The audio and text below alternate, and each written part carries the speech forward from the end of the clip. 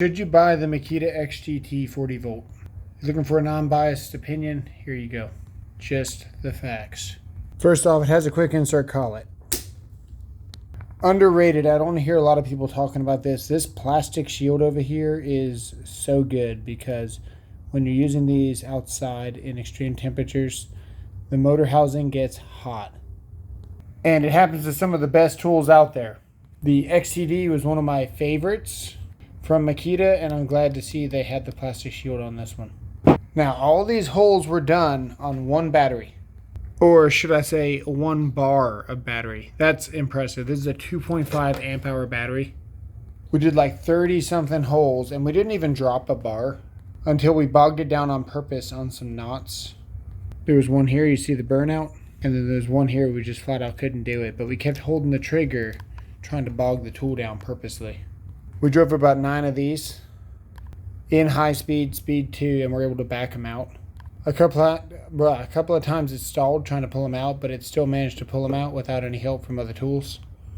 All in speed 2, the fastest speed, the highest setting on the drill will usually perform with less torque. So this was not even in the torquiest setting, it was able to do this. One of my favorite things about the drill is that it doesn't have the electronics involved until you switch it into the clutch settings. Then the electronics become available. You got to hit the unlock button, and then you can roll to your desired setting for the clutch. Once you switch it to hammer drill or whatever, this goes away as it should, and that is pretty cool. I like when electronics don't get in the way of my own trigger control. I like how much airflow is in this, so you know it's going to have good cooling. Check this out.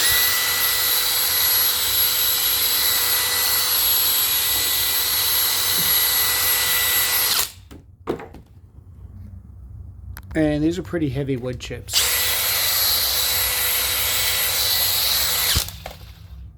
The impact also moves quite a bit of air.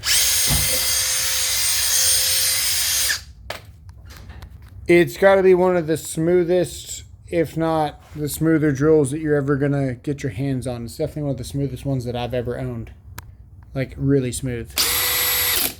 If we put it in the other selection, there we go.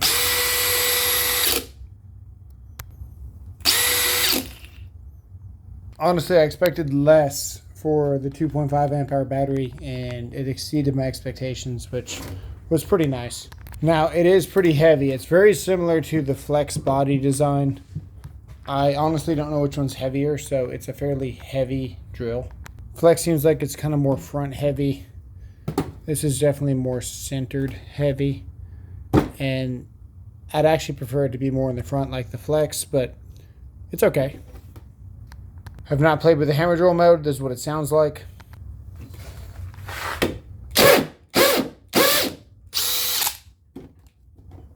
I don't think it's going to be better than the Flex. Not very much is as far as hammer drilling goes. This is just too fast, but we're going to try that out pretty soon. Now, something about the chuck of this did something pretty interesting. If I mark this, mark 3 spots here, and we tighten it up all the way, it's actually going to roll on me.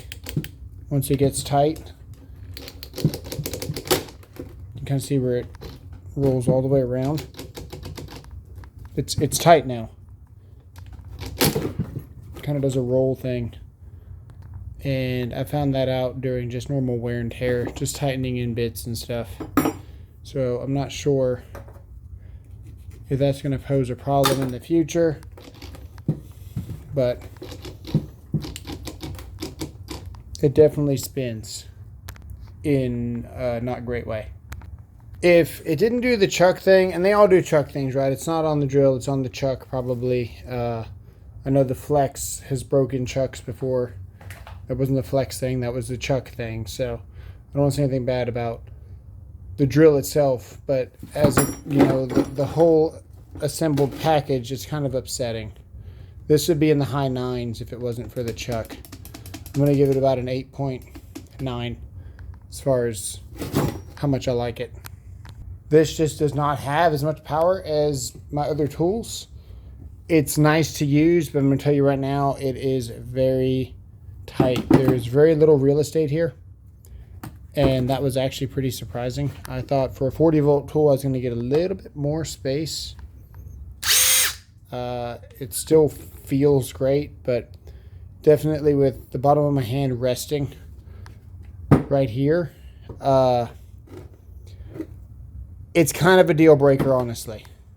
Even the Metabo, which is, of course, an 18-volt tool, so it's going to be a little bit smaller, but I've got more space where I'm not touching the bottom of it, and I got like air movement between the bottom of my hand.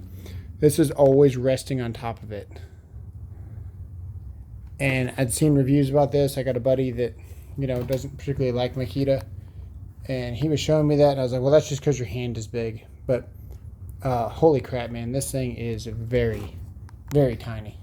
If I was to measure it from here to there, I guess, it's kind of hard to do the measurement there. Call it 3 inches, I guess. We'll try to go this way. That's not going to be a good way to measure. I'm not sure how to tell you guys. Maybe from here to the top of the drill. Call that 3.5. Let's measure from here to the back of it.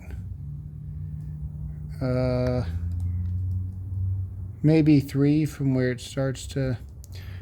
I don't know how to show you how big that is. I don't know where to start measuring for you. Maybe that is a good way, because on the Milwaukee we've got, almost 4.5 to the bottom of that. So maybe that is a good way. 3.5 there. Oh, actually I think it is, yeah. 4 inches there. There's just not a lot of room for your hand to sit, and that's going to be my biggest gripe with that. Didn't really play with the modes too much. I don't really ever mess with the modes. I do trigger control. It feels good. The buttons don't get in the way. They're above where I'd be grabbing because the trigger's down here, which is very nice. That's natural. You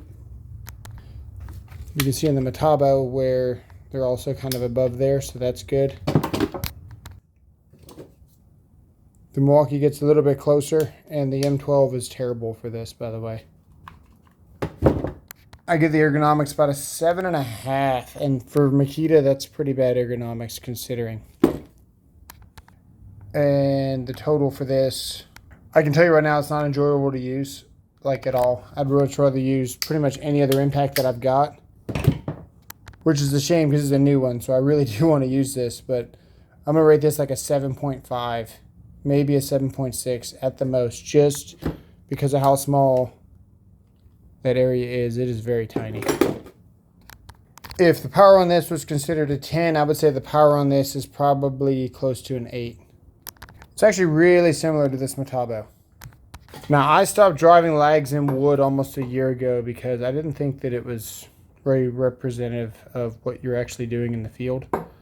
But having a new tool like this, I did want to compare it to some stuff. I never really felt like it needed more power, but it definitely was not as fast as the other tools. Do you need that much power? No.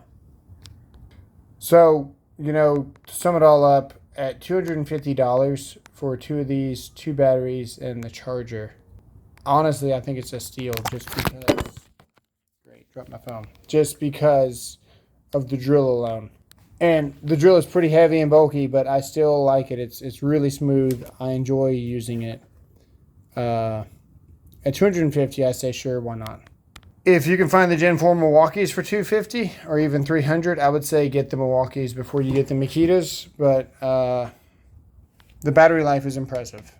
There's really no other way to say that. The battery life is very good, which was probably the most surprising thing out of all this. Let me know what you guys think in the comments below. Thanks for watching. See you guys later.